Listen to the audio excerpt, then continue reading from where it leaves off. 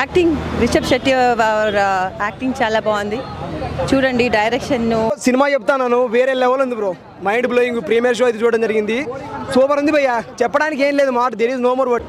చాలా బాగుంది. ఇలాంటి సినిమా మంచి చూసి ప్లస్ పెద్ద సినిమాలు ఏం లేవు కాబట్టి ఈ ఇయర్ కూడా అంతే బాగా వస్తుంది సినిమా. కలెక్షన్స్ మటుకు బాగా వస్తాయి. ఇంకా తెలిసిందే ఇంకా మన వాళ్ళకి ఎంటర్టైన్మెంట్ అంటేనే సినిమా.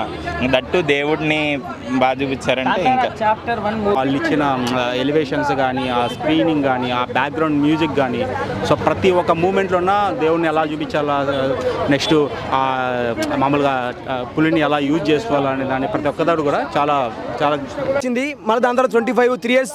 ఈ 3 years పేషెంట్కి ఒక గుడ్ అవుట్పుట్ ఇచ్చారన్నమాట. ఆయన చెప్పడానికి ఏంటి, ఎన్టీఆర్ గారు సపోర్ట్ చేశారు, ప్రభాస్ గారు సపోర్ట్ చేశారు. సూపర్.